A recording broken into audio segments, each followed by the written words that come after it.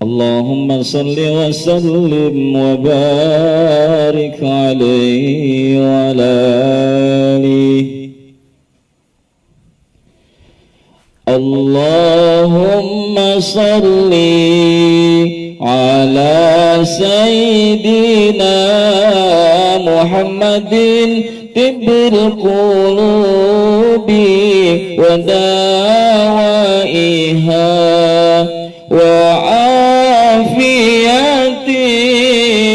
الأبدان وشفائها ونور الأبصار وضيائها وعلى آله وصحبه وسلم.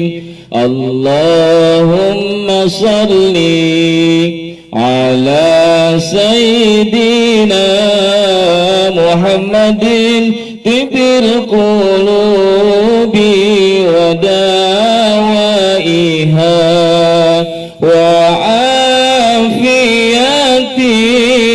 الأبدان وشفائها ونور الأبصار وديائها وعلى آله وصحبه وسلم. اللهم صل على سيدنا محمد طب القلوب ودوائها وعافية الأبدان وشفائها ونور الأبصار وضيائها وعلى آله وصحبه وسلم. Allahumma salli wa sallim wa barik alaihi. Jemaah sekalian dimanapun Anda berada, mari sama-sama kita kembali mengikuti kajian taklim online yang akan dibimbing langsung oleh guru kita Kakanda Ustadz Ahmad Suyuti. Sebelumnya mari sama-sama kita membaca suratul Fatihah.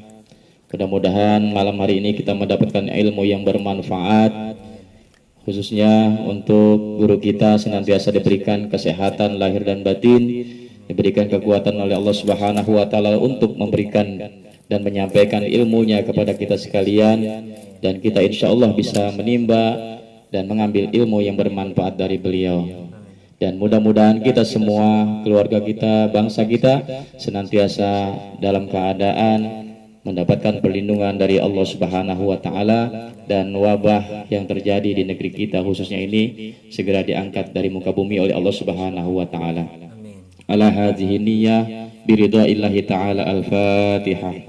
A'udzubillahi minasyaitonir rajim. Bismillahirrahmanirrahim. Alhamdulillahirabbil alamin arrahmanir rahim maliki yaumiddin. Iyyaka na'budu wa iyyaka nasta'in ihdinas siratal mustaqim siratal ladzina an'amta 'alaihim ghairil maghdubi 'alaihim waladdallin. Amin. Kepada guru kita dipersilahkan. Assalamualaikum warahmatullahi wabarakatuh. Waalaikumsalam warahmatullahi. Alhamdulillah wassalatu wassalamu ala Rasulillah Sayyidina Muhammad ibn Abdullah wa ala alihi wa sahbihi wa mawalah, amma ba'du. Inna Allah wa malaikatahu yusalluna ala nabi ya ayyuhalladzina amanu sallu alaihi wa sallimu taslima. Allahumma salli wa sallim wa barik alaihi. Ya Rabbi bil Mustafa balligh maqasidana waghfir lana ma madha ya wasi'al karami. بلغ مقاصدنا واغفر لنا ما مضى يا واسع الكرم. محمد سيد الكونين والثقلين والفريقين من عرب ومن عجم يا رب بالمصطفى بلغ مقاصدنا واغفر لنا ما مضى يا واسع الكرم مولاي صل وسلم دائما أبدا على حبيبك خير الخلق كلهم يا رب بالمصطفى بلغ مقاصدنا واغفر لنا ما مضى يا واسع الكرم هو الحبيب الذي ترجى شفاعته لكل هول من الأهوال مقتحم يا رب بالمصطفى بلغ مقاصدنا واغفر لنا ما مضى يا واسع الكرم اللهم صل وسلم وبارك عليه وعلى آله اللهم إنا نسألك ونتوجه إليك بنبيك محمد النبي الرحمة يا محمد يا رسول الله إنا نتوجه بك إلى ربنا في حوائجنا لتقضي عنا اللهم شفعه فينا اللهم شفعه في أهلنا اللهم شفعه في قراباتنا اللهم شفعه في المسلمين اللهم شفعه في بلادنا إندونيسيا اللهم اكشف عنا واصرف عنا وادفع عنا البلاء والوباء والطاعون والفتن والمحن والهموم والغموم والكروب والأحزان والشدائد وشر الأعداء ما لا يكشف غيره آمين يا رب العالمين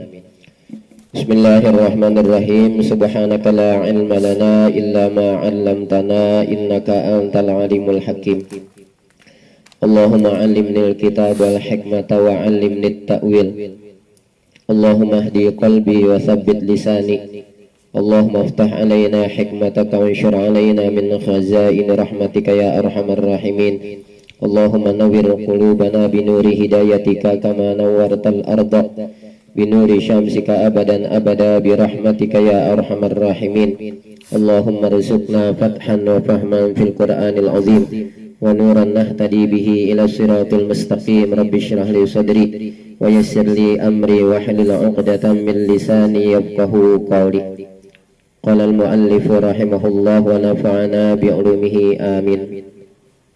Nomor yang ke-6, mau'idhah yang ke-6. Qala Allah Ta'ala Qul in tukhfu ma fi sudurikum aw tubduhu ya'lamhu Allah. Surat Ali Imran ayat 29. Qul, katakanlah olehmu hai Muhammad, in tukhfu, jika kamu sekalian menyembunyikan, ma fi sudurikum, akan apa yang ada di dalam dada kamu sekalian, au tubduhu, atau kamu sekalian menampakkannya, ya'lamullah, maka Allah Ta'ala akan mengetahuinya. Surat Ali Imran ayat 29. Di dalam surat Ali Imran ayat 29 ini Allah Subhanahu wa Ta'ala memerintahkan kepada Nabi kita, Nabi Muhammad sallallahu alaihi wasallam,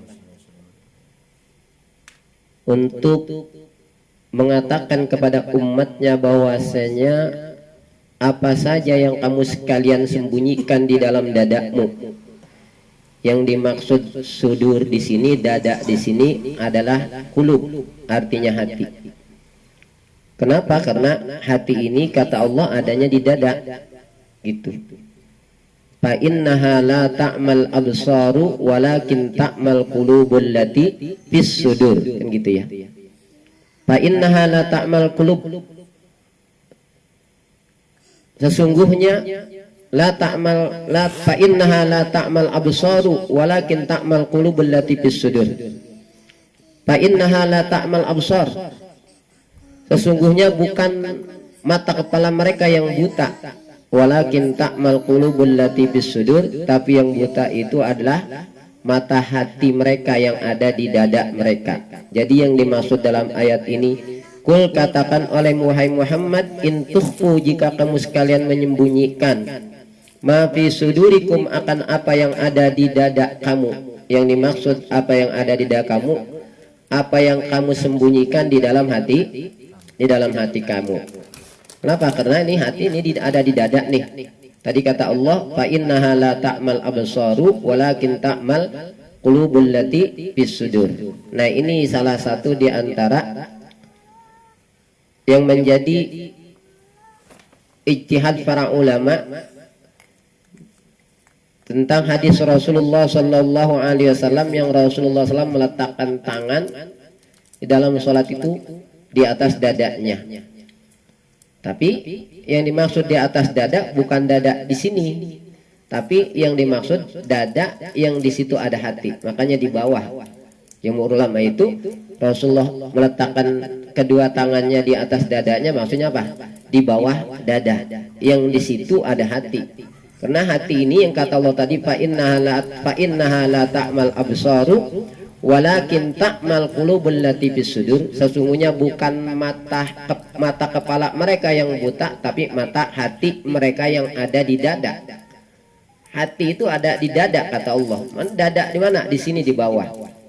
Nah, sunnahnya meletakkan tangan di situ, di dada yang di situ ada hati. Dalam rangka hikmahnya menjaga hati kita, karena ruhnya sholat ada pada kekhusyuan. Khusyuk itu adanya apa? Di hati. Yang paling dijaga di dalam sholat kita adalah kekhusyuan. Sedangkan khusyuk itu tempatnya di hati. Itu jaga sekali hati, seperti itu. Makanya para ulama mereka memahami hadis Rasulullah meletakkan tangannya di dalam sholat di dada bukan begini, tapi apa? Yang dimaksud di dada itu di dada yang di situ ada hati. Hati itu di sini, dada yang di bawah di sini, ya, bukan dada yang di sini.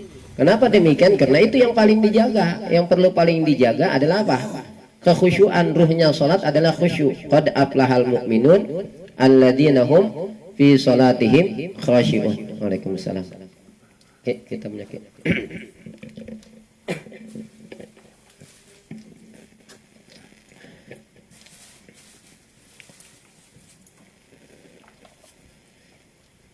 Nah, makanya bagi kita yang memang kita memahami seperti sifat salatnya Rasulullah Sallallahu Alaihi Wasallam, ketika Rasulullah Sallallahu Alaihi Wasallam dalam sabdanya menerangkan bahwasanya beliau meletakkan tangannya di atas dadanya, bukan berarti dipahami di atas dada itu dada di sini, ya.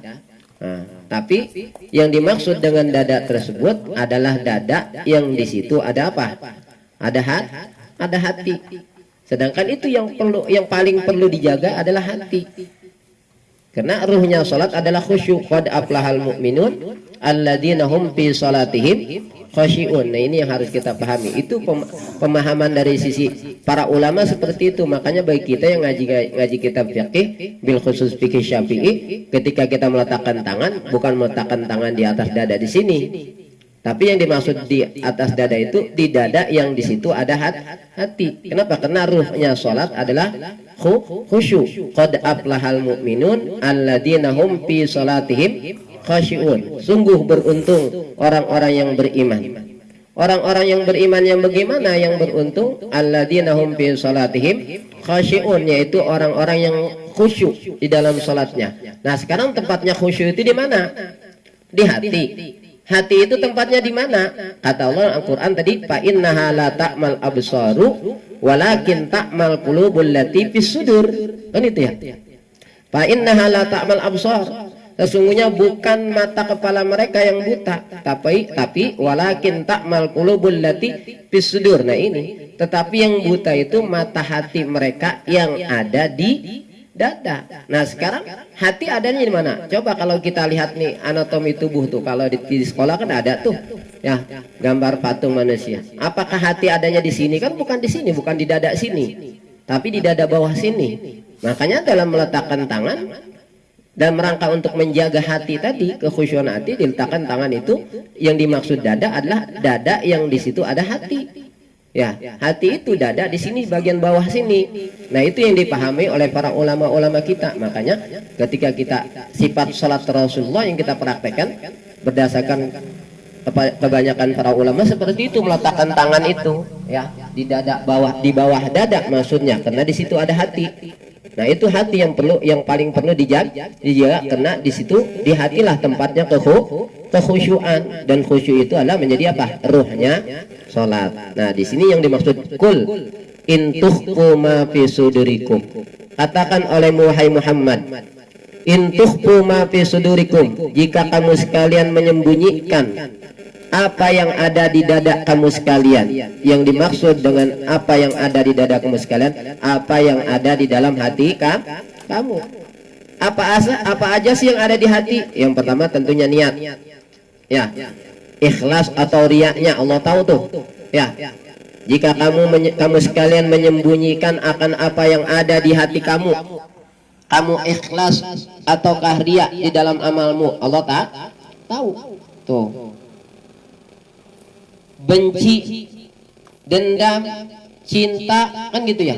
Itu disembunyikan di dalam adanya di hati kita. Allah Subhanahu wa taala tahu. Nah, ini yang harus kita camkan. Maka kalau kita ingin mendapatkan ridho Allah Subhanahu wa taala, maka keridhaan Allah itu ada pada yang pertama pada amal soleh, yang kedua ada pada keikhlasan di dalam mengerjakan amal-amal soleh tersebut. Rasulullah Shallallahu Alaihi Wasallam bersabda di dalam hadis yang diriwayatkan oleh Imam Ibnu Majah dan Imam Al-Hakim dari sahabat Anas bin Malik radhiyallahu an, man faraqad dunya 'alal ikhlasi lillahi wahdah la syarikalah wa aqamas salata wa ataz zakata faraqaha wallahu anhu radin. Kata Rasulullah, man faraqad dunya, siapa orang yang meninggalkan alam dunia, alal ikhlasi lillahi wahdahu, di atas keikhlasan semata-mata karena Allah Subhanahu wa taala dalam segala amalnya. La syarika lahu, tidak ada sekutu baginya.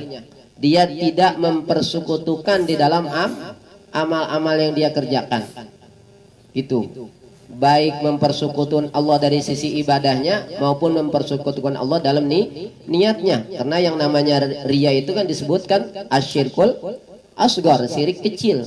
Dia telah mempersekutukan Allah di dalam niatnya, yang harusnya niatnya itu wa ma umiru illa liya'budullaha mukhlishina lahuddin, tapi dia dalam beramalnya karena yang lain, bukan semata-mata karena Allah. Makanya riya ini dikatakan asyirkul asghar, syirik yang kecil.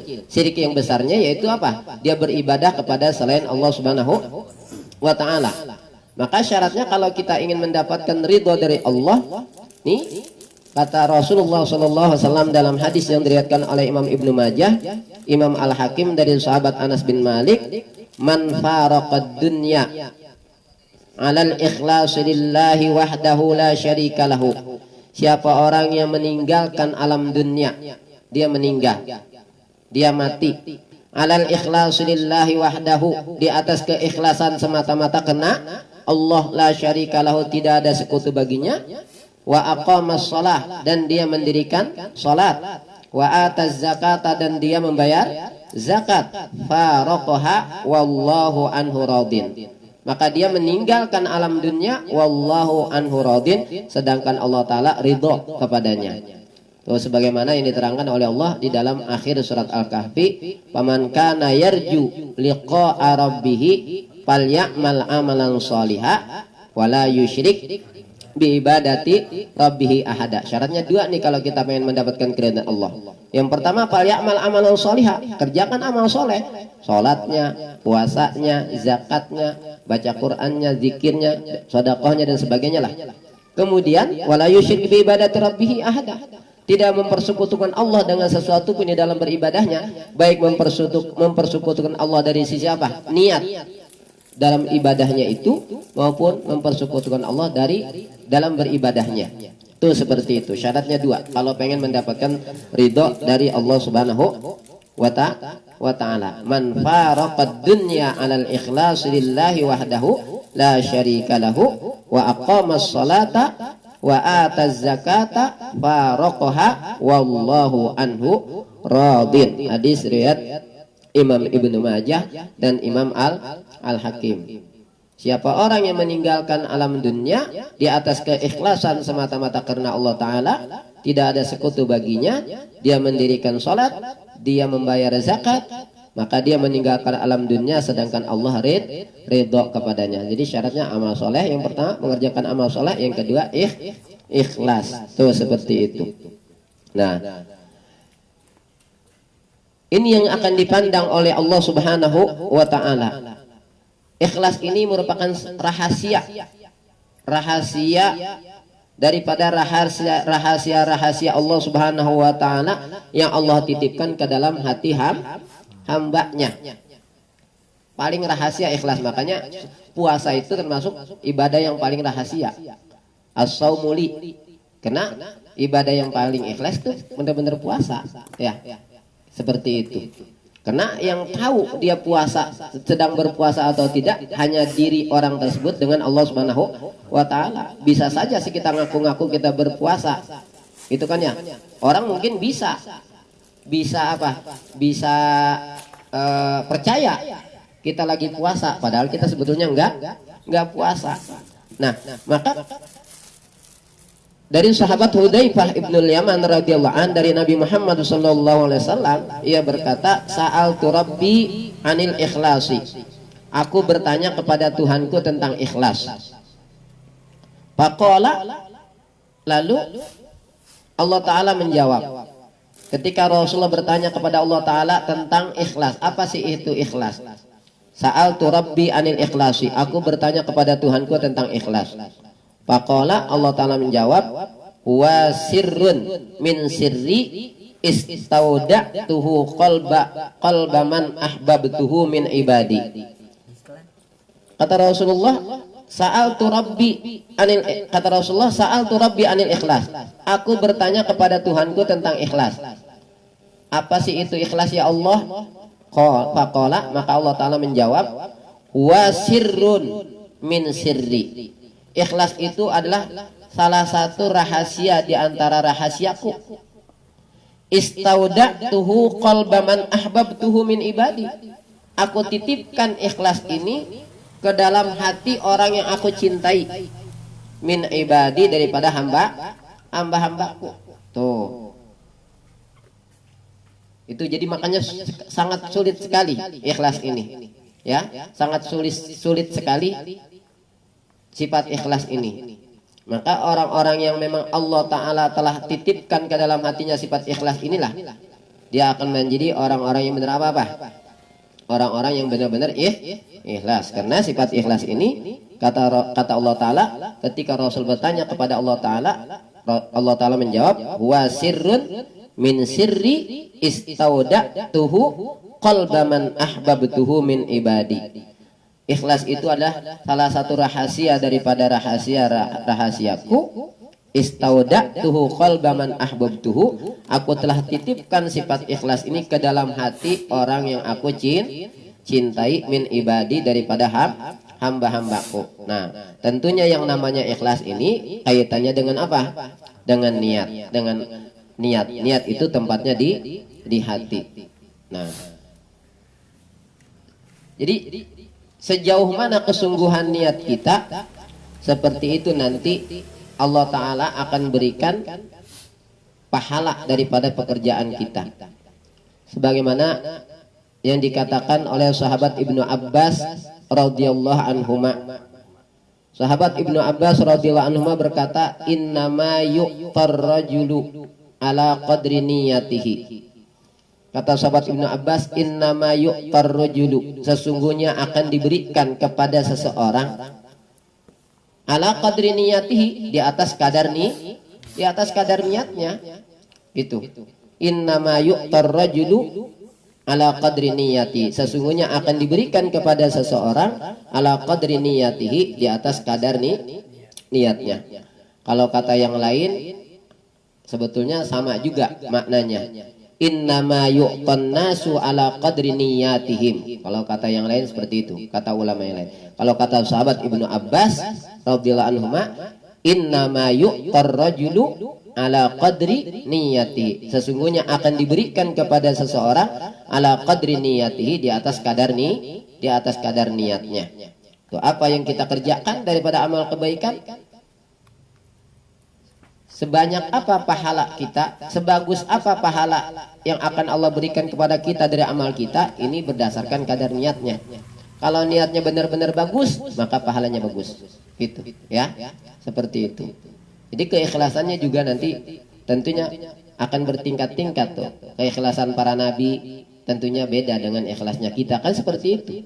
Nah, kata sahabat Ibnu Abbas tadi apa? Innama yu'tar rajulu ala qadri niyati. Sesungguhnya akan diberikan kepada seseorang ala qadri niyatihi, di atas kadar niatnya. Kalau kata yang lain, innama yu'tan nasu ala qadri niyatihim. Sesungguhnya akan diberikan kepada manusia ala qadri niyatihim, di atas kadar niatnya. Itu seperti itu. Nah, ini Allah Ta'ala tahu nih apa yang kita sembunyikan. Jika kamu sekalian menyembunyikan apa yang ada di dalam dadamu. Yang dimaksud dada di sini apa? Hati. Kenapa? Karena hati itu adanya di dada, sebagaimana tadi firman Allah Ta'ala, fa innaha la ta'mal absaru walakin ta'mal qulubul lati fis sudur. Sesungguhnya bukan mata kepala mereka yang buta, tetapi mata hati mereka yang ada di dada itu yang buta. Nah, itu yang kemudian yang dipahami oleh para ulama daripada hadis Rasulullah tentang sifat sholat Rasulullah ketika beliau meletakkan tangannya pada saat sholat di atas dada. Yang dimaksud dada di situ, dada yang di situ ada hati, bukan dada yang di sini. Gitu ya. Makanya dalam kitab-kitab fikih kita di bawah dada, di atas besar, karena memang hati itu adanya di dada bawah sini, kan seperti itu. Kenapa? Ruhnya sholat adalah khusyuk. Khusyuk itu tempatnya di hati. Hati itu tempatnya adanya di mana hati itu? Adanya, kata Allah tadi, fis sudur, walakin ta'mal qulubul lati fis sudur. Maka hikmahnya kenapa kita letakkan tangan kita di bawah dada di sini, karena di situ hati, untuk menjaga hati kita. Karena ruhnya salat adalah kehusyuan. Khusyuk itu adalah tempatnya hati, di hati. Hati itu adanya di dada di bawah sini. Itu yang kemudian dijaga. Jadi paham tuh jadinya akhirnya. Tapi orang-orang yang mereka tidak belajar daripada kitab-kitab fikih para ulama, ya redaksi hadisnya seperti itu, akhirnya letakkan tangannya di sini, kan gitu ya. Tidak ada seperti itu. Tapi para ulama kita tidak memahaminya rupanya tidak seperti itu. Apakah ulama kita tidak paham hadisnya? Kan gitu ya. Paham. Tapi yang dimaksud dada di situ apa? Kata para ulama itu dipahami di situ. Dada yang di situ ada hati. Karena tadi ruhnya sholat adalah khusyuk. Khusyuk itu adalah tempatnya di hati. Hati itu adanya di dada. Karena Al-Quran telah mengatakan demikian. Fa innaha la ta'mal absaru walakin ta'mal qulubul lati fis sudur. Nah, itu yang kemudian dipahami oleh para ulama. Yang dimaksud dengan ayat ini, kul in tukhfu ma fi sudurikum aw tubduhu ya'lamullah. Katakan oleh Muhammad, in tukhfu ma fi sudurikum, jika kamu sekalian menyembunyikan apa yang ada di dalam dada kamu. Yang dimaksud apa yang ada di dalam hatimu. Kamu menyembunyikan apa yang ada di dalam hatimu. Niat kamu, ikhlas atau riaknya Allah tahu. Ya. Cinta atau dendamnya, cinta atau bencinya yang disembunyikan dalam hati kita, Allah tahu. Kan gitu ya. Jujur atau dustanya, Allah tahu. Makanya Al-Quran ketika orang munafik, mereka nyatakan apa kata Allah? Wa minan nasi may yaqulu amanna billahi wa bil yaumil akhir. Mulut mereka kan begitu tuh. Di antara manusia yang mengatakan kami beriman kepada Allah dan hari akhir. Tapi apa benar? Apa kata Allah? Wa mahum bimu'minin. Mereka bukanlah orang yang beriman, karena Allah tahu tuh apa yang ada di dada mereka. Bahwasanya ucapan mereka apa itu? Bohong. Ya. Dusta. Yang mereka katakan wa minan nasi may yaqulu amanna billahi wa bil yaumil akhir. Di antara manusia ada yang mengatakan kami beriman kepada Allah dan hari akhir. Benar enggak apa di hati mereka seperti itu? Nah, Allah yang Maha tahu hatinya. Apa kata Allah? Makanya kata Allah wa mahum bimu'minin. Sesungguhnya mereka bukanlah orang-orang yang beriman. Berarti di dalam hati mereka itu Tidak ada keimanan, mereka dusta dengan kata-kata mereka. Itu Allah tahu. Benar atau dustanya, ya, benar atau dustanya, jujur atau dustanya, Allah tahu. Dalam ayat yang lain Allah Ta'ala katakan, yaquluna fi afwahihim ma laisa fi qulubihim. Yaquluna fi afwahihim, mereka mengatakan dengan mulut mereka ma laisa fi qulubihim, sesuatu yang tidak ada di dalam hati mereka. Tuh, jadi jujur atau dustanya Allah tahu. Ikhlas atau riaknya Allah Ta'ala tahu. Cinta atau bencinya Allah Ta'ala tahu. Sifat-sifat yang baik yang di dalam hati dan sifat-sifat yang buruk yang di dalam hati Allah semuanya tahu. Tuh. Autubduhu, atau yang kita tampakkan nih daripada amalan-amalan kita, ya'lamullah, Allah Ta'ala mengetahuinya. Nah, itu lawanannya akhfa, itu lawannya apa? Abda. Akhfa yukhfi ikhfaan, abda yubdi ibdaan, menampakkan, ya. Nah, sama seperti dalam ayat yang lain Allah Ta'ala apa? Kata Allah dalam Al-Qur'an, apa yang kamu tampakkan, in tubdus shadaqat fa ni'ma hiya wa in tukhfuha. Itu lawanannya gitu, ya. Itu.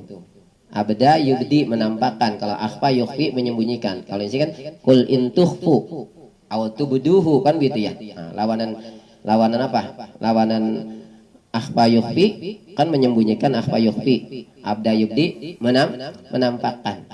Allah tahu tuh yang kamu sembunyikan atau yang kamu tampakkan. Begitu pula sedekah. Begini, emang sedekah boleh nggak ditampakkan? Orang kadang-kadang suudzon juga. Ayo, sedekah pengen diumum-umumin, cuma ria, katanya begitu. Emang nggak boleh menampakkan sedekah? Ya, kata Allah dalam Al-Quran apa? In tubdus sadaqat fa ni'ma hiya wa in tukhfuha wa tu'tuhal fuqara fa huwa khairul lakum. In tubdus sadaqat fa ni'ma hiya. Jika kamu menampakkan sedekah-sedekah kamu fa ni'ma hiya, maka itu baik-baik saja. Jadi jangan suudzon aja kita bawaannya. Kalau ada orang ya sedekahnya diumumin, nah ini orang ria nih. Ya kitanya yang udah apa? Suudzon berarti. Ya. Gitu. Padahal kata Allah apa? Silakan mau sedekah mau tampakkan kayak mau disembunyikan silakan saja. Yang penting semuanya ikhlas pokoknya, ya. Yang penting mah ikhlas, mau ditampakkan kayak mau disembunyikan kayak begitu.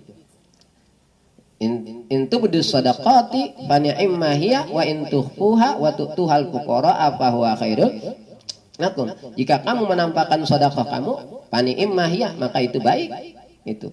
Wa in tukhfuha wa tu'tuhal fuqara, dan jika kamu menyembunyikan sedekahmu itu, wa tu'tuhal fuqara, dan kamu berikan kepada orang-orang kafir, kepada orang-orang fakir, bahwa khairul lakum. Wa in tukhfuha wa tu'tuhal fuqara fa khairul lakum, maka itu lebih baik bagi kamu. Asalnya begitu.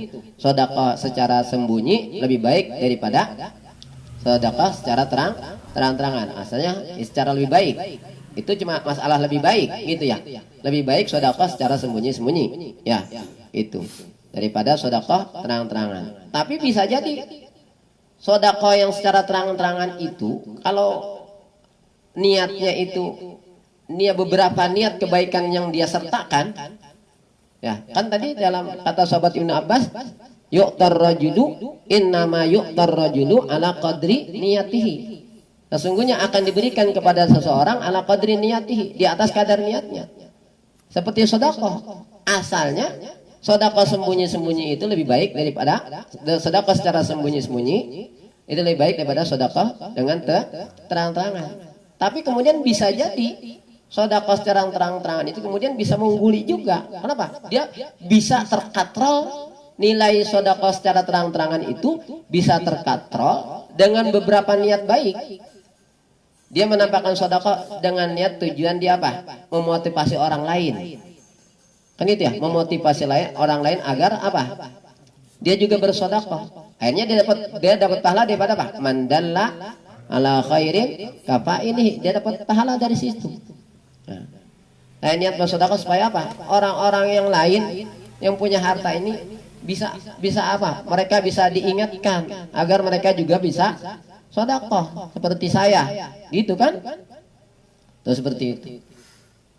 Diingatkan seperti itu.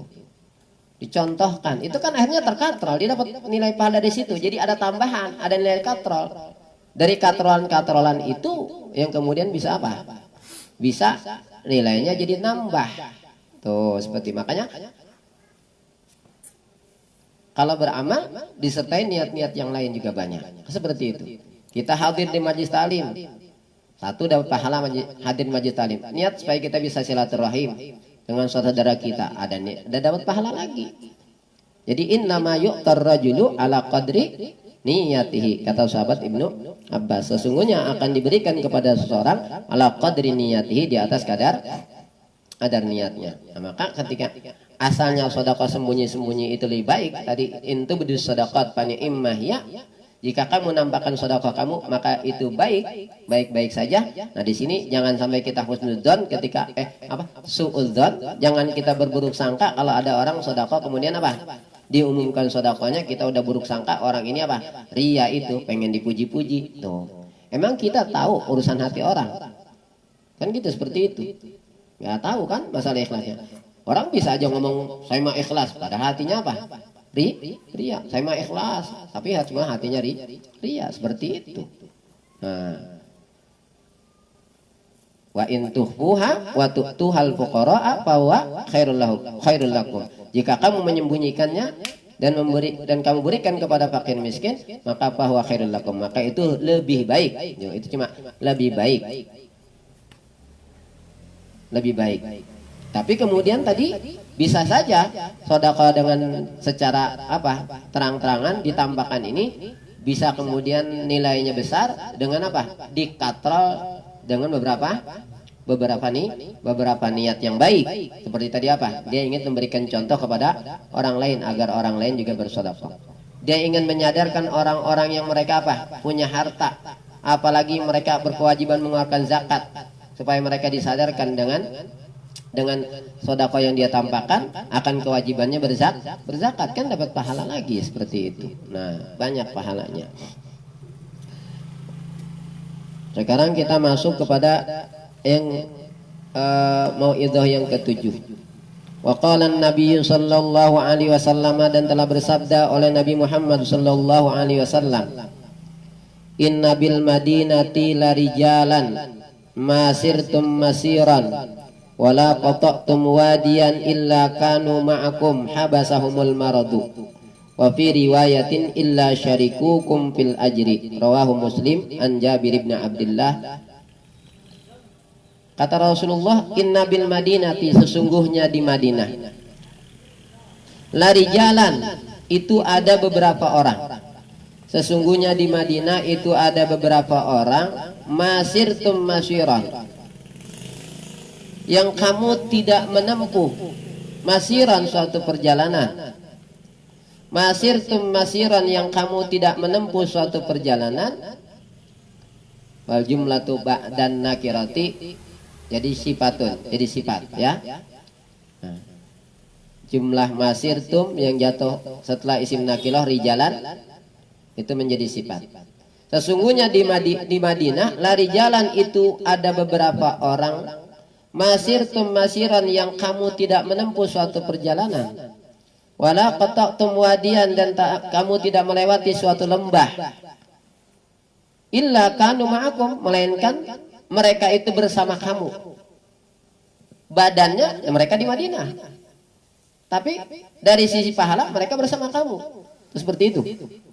Nah, masirtum masiran wala qata'tum wadiyan illa kanu ma'akum, yang kamu tidak menempuh suatu perjalanan, wala qata'tum wadiyan, dan kamu tidak melewati suatu lembah, illa kanu ma'akum, melainkan mereka beberapa orang yang ada di Madinah tadi ma'akum, bersama kamu. Bersama kamu di siapa? Bukan dari sisi badannya, bukan dari sisi jasmaninya. Jasmaninya mereka tadi inna bil madinati la rijal. Jasmaninya mereka ada di Madinah. Tapi kata Rasulullah, kamu tidak menempuh suatu perjalanan dan kamu tidak melewati satu lembah, illa kanu ma'akum, melainkan mereka bersama kamu. Bersama kamu apanya? Kan begitu. Badannya kan di Madinah. Kan gitu ya. Jasadnya mereka di Madinah, tertinggal di Madinah. Tapi kata Rasulullah, illa kanu ma'akum, melainkan mereka bersama kamu. Itu bersama kamu apanya? Dari sisi pahalanya, sama dapetin pahala seperti pahala kamu, gitu maksudnya. Habasahumul maradu, yang menghalangi mereka untuk bersama kamu. Habasahumul maradu, yang menghalangi mereka bersama kamu melewati menempuh perjalanan dan melewati lembah. Al maradu, oleh sakit. Secara jasmaninya mereka tidak bersama kamu, terhalang mereka mah, nggak ikut bersama kamu. Kenapa? Apa yang menghalangi mereka untuk bersama kamu bareng-bareng menempuh perjalanan, bareng-bareng melewati lembah? Yaitu al-maradu, yang menghalangi mereka sakit, sehingga mereka apa? Tidak bisa menempuh perjalanan bersama seperti kamu, tidak bisa melewati lembah bersama kamu, tapi pahalanya illa kanu ma'akum, tapi mereka dikasih pahala seperti kamu sekalian, gitu. Wa fi riwayatin, dan dalam satu riwayat, la syarikukum fil ajri, melainkan mereka bersekutu dengan kamu, bersama-sama dengan kamu fil ajri, dalam sisi pahalanya. Kalau dalam riwayat Imam Al-Bukhari, habasahumul udru, yang mencegah mereka adalah udzur mereka. Tuh. Jadi udzur-udzur yang mencegah kita, yang menghalangi kita dari melakukan suatu kebaikan, dikarenakan kita niat sungguh-sungguh ingin melakukan kebaikan tersebut, lantas terhalang karena suatu udzur, kita dapetin pahala, kan gitu. Kita benar-benar pengen hadir di Hajis Taklim, kita pengen benar-benar sholat berjamaah, tapi kemudian terhalang. Untuk sholat berjamaah tadi, untuk hadir di Majlis Taklim tadi, dengan apa? Entah dengan tadi habasahumul marad, yang mencegah mereka adalah sakit. Pada dalam riwayat Imam Al-Bukhari, habasahumul udru, yang menghalang mereka adalah udzur, gitu. Nih hadis ini kan Rasulullah bersabda ini ketika Rasulullah SAW dengan para sahabat ini dalam perjalanannya pada saat perang Tabuk, ya, pada saat perang Tabuk. Perang Tabuk ini perang yang terakhir. Perang terakhir Rasulullah adalah perang Tabuk pada tahun ke-9 Hijriah. Itu pada bulan Rajab tuh Rasulullah berangkat ke Tabuk. Itu selesai pulang-pulangnya Ramadan. Ya, 50 hari Rasulullah itu dalam perang Tabuk itu. Ya. Tentukannya selama 50 hari ini, ya tentunya kan seperti Jumat, Rasulullah nggak bisa Jumat. Dalam perjalanannya itu seperti Tabuk kan 50 hari ini. Ya, 50 hari. 25 hari di Tabuk, 25 hari itu dihabiskan perjalanan pulang pergi. Perjalanan pulang pergi sampai 25 hari, bayangkan itu. Ya. Yang 25 hari di Tabuk, perang Tabuk itu, perang terakhir itu. Melawan tentara Romawi itu, perang yang paling besar itu di dalam Al-Quran itu disebutkan fi sa'atil usrah, kondisi yang sangat sulit tuh. Udah menghadapi pasukan yang begitu pasukan yang kalau secara ini susah dikalahkan, mungkin bahkan kita yang kalah, itu ya. Paling besar pasukan yang dihadapi ini, yang paling kuat ini pada saat perang Tabuk. Ini perang yang terakhir, perang Rasulullah terakhir, yaitu perang Tabuk pada tahun 9 Hijriah. Kan setelah itu nanti sudah Rasulullah kan nggak lama kan wafat, tahun ke-11-nya itu kan ya, seperti itu. Nah ini perang Tabuk. Ini pada saat perang Tabuk Rasulullah ini tinggal di Tabuk itu isyrina yauman di Tabuk, 20 hari di di Tabuk, gitu ya. Nah kemudian sesanya wal bawaki qadha fit tariqi ji'atan wa dhihaban, itu habis perjalanan dengan itu 20 hari di Tabuk, sesanya perjalanan pulang pergi. Perjalanan yang jauh itu ke Tabuk itu, coba bayangkan. Itu cuaca yang sangat panas. Pokoknya dalam Al-Quran itu gambarkan apa? Fi sa'atil usrati, kondisi yang sangat sulit itu. Belum menghadapi musuh yang begitu berat. Itu berangkat ke Tabuk bulan Rajab, pulangnya bulan Ramadan, gitu. Perang Tabuk itu. Perang Tabuk. Rasulullah SAW ini Wa kana khuruju sallallahu alaihi wasallam ila Tabuk fi Rajabah. Keluarnya Rasulullah ke Tabuk fi Rajabah pada bulan Rajab. Wa auduhu fi Ramadan. Kembalinya pada bulan Ramadan. Rajab, Syaban, Ramadan gitu ya. Nah, itu wastaghraqat hadil ghazwah khamsina yauman. Perangan ini menghabiskan 50 hari. Hitung aja 50 hari berarti dari Rajab berarti kan mungkin Rajab udah pertengahan ya. Nah, udah pertengahan itu. Ya, dua bulanan ya, 2 bulanan gitu. Nah, pokoknya kembali daripada Tabuk itu bulan Ramadan. Beliau tinggal di apa? Di Tabuk itu selama 20 hari, sisanya perjalanan dihabiskan perjalanan pulang dan pergi. Berarti kan perjalanan jauh itu, ya, perjalanan jauh. Perangan yang begitu berat. Nah, Rasul bersabda ketika itu, ada beberapa orang yang di Madinah, mereka tidak ikut bersama kamu, tapi tidaklah kamu menempuh suatu perjalanan dan tidak pula kamu melewati suatu lembah illa kanu ma'akum, melainkan mereka itu bersama kamu.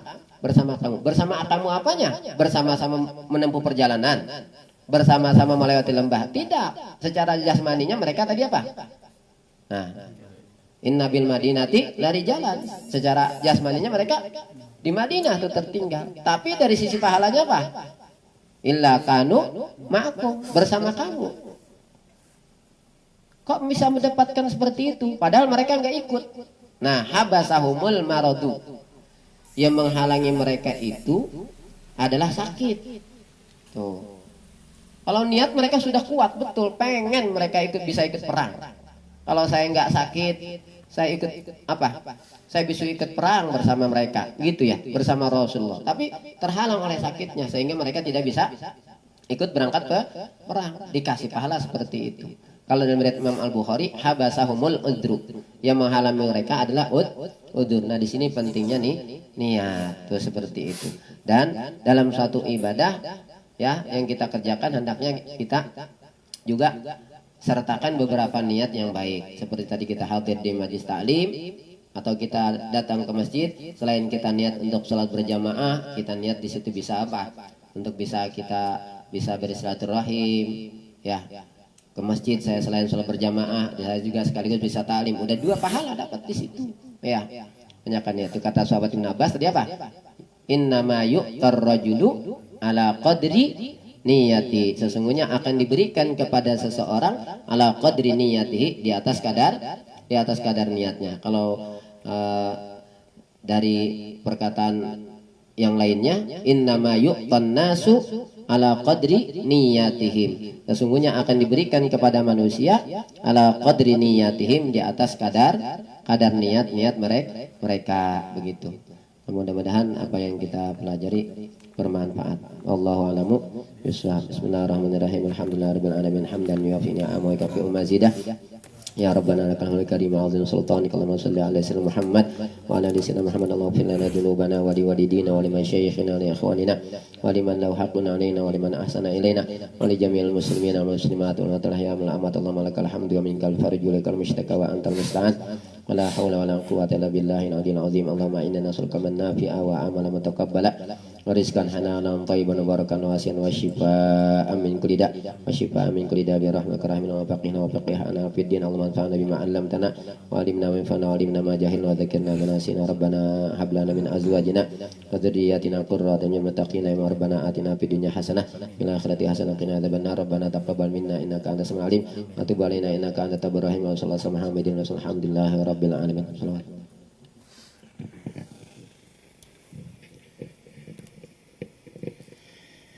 Ya Arhamar Rahimin, Ya Arhamar Rahimin, Ya Arhamar Rahimin, farij 'alal muslimin.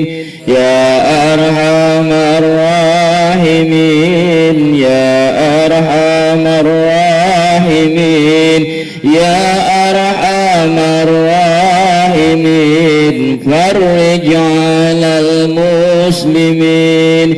يا ربنا يا كريم يا ربنا يا رحيم أنت الجواد الحليم وأنت نعم المعين يا أرحم الراحمين يا أرحم الراحمين يا أرحم الراحمين فرج على المسلمين يا ربنا يا كريم يا ربنا يا رحيم أنت الجواد الحليم وأنت نعم المعين يا أرحم الراحمين يا أرحم الراحمين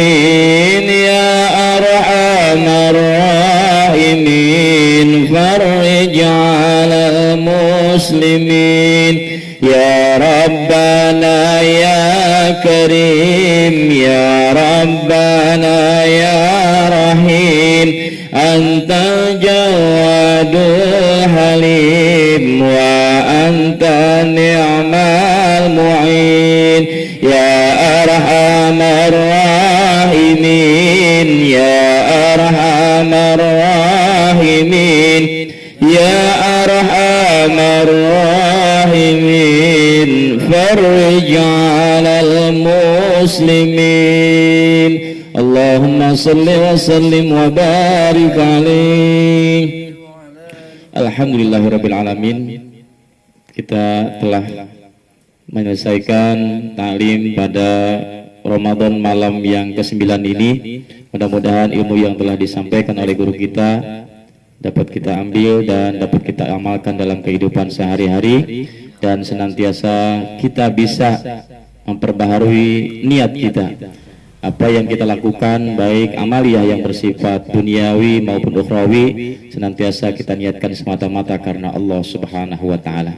Mudah-mudahan kita diberikan kesehatan dan panjang umur sehingga insya Allah kita kembali akan mengikuti taklim online pada besok malam seperti biasa ba'da salat tarawih jam 20.30 sampai dengan selesai. Mudah-mudahan sekali lagi kita bisa mengikutinya, tidak ada halangan suatu apapun, sehingga kita bisa mendapatkan ilmu yang bermanfaat dari guru kita. Terima kasih, mohon maaf lahir dan batin, sehat untuk kita semua. Assalamualaikum warahmatullahi wabarakatuh.